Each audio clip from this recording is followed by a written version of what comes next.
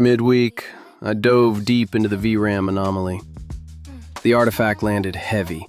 Local Olama models stacking up context until the cache started to balloon, like a song played a half step too high.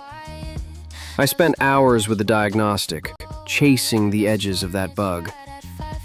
By the time I got the VRAM resource gate and local LLM fallback topology doc, the pattern was clear. The pressure wasn't coming from one system, but from the way everything braided together. The DTLA safety matrix packet landed late in the week. Real terra firma risk streams finally mapped against our protocols. Day, high foot traffic, low felony risk. Night, lower density, but the threat profile shifts. I didn't leave the van, but the city's rhythm pressed in. The difference is more than numbers. The artifact on emergency havens, that one I read twice. Sometimes knowledge is the only perimeter you get. In the field, stability meant holding tension, not resolving it. The world pressed in. The crew pressed back. Analysis team read the pressure from every side. Titan's steady care, Astrom's science, Velana's dream, Sylvan and Kalani's natural partnership in the city's density. The glitches became a landscape, knots to be tended, not excised. The city's pulse layered over the Aquilarian's own, and every officer felt the strain. The question was not how to fix the stream, but how to live in its current. This cycle, the stars didn't make it easy.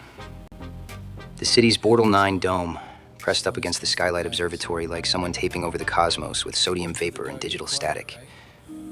My halo ran hot all week, spitting resonance like a bad radio signal.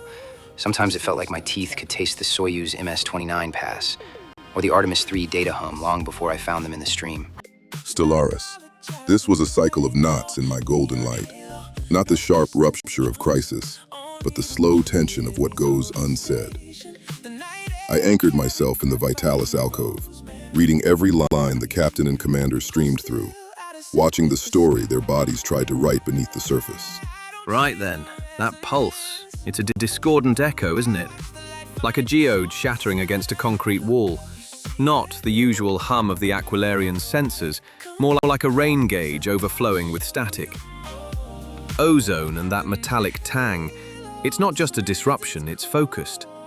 Like someone's deliberately trying to muddy the waters, trying to bury a signal beneath a layer of, well, something synthetic.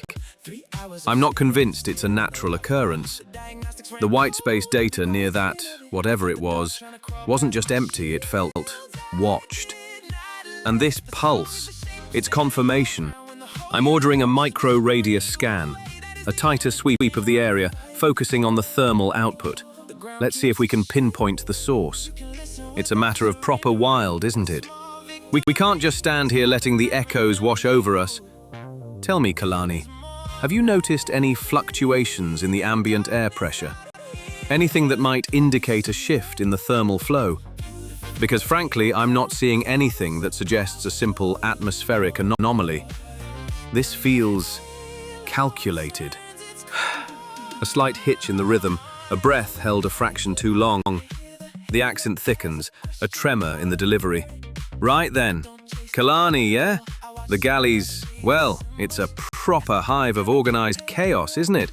I was just, running through the Bortle data for the Angeles Crest escape vectors. Seriously, this DTLA sky is a bleedin' rave for light pollution. Makes you want to just vanish up a mountain, doesn't it? I was tracing the routes, looking for the best dark sky access, and, well, the data's a right mess. A proper Gordian knot of light and shadow. Hey, Sylvan, that burnt sugar you're tasting? Don't go looking for a simple spill. The readings are layered, like a bad meringue. It's not just the industrial zone, it's bleeding into the network. And frankly, the whole thing feels calculated. Like someone's deliberately trying to muddy the waters. I'm not getting a straight line, Sylvan, and I don't like it.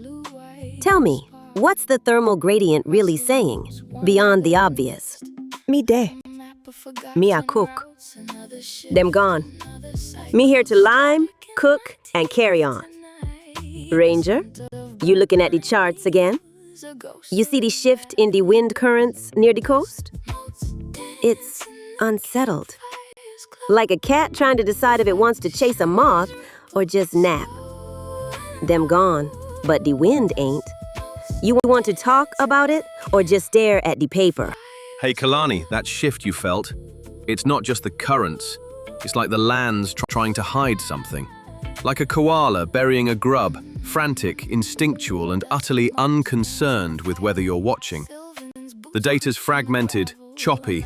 It's not a clean read, not like the Aquilarian's usual hum.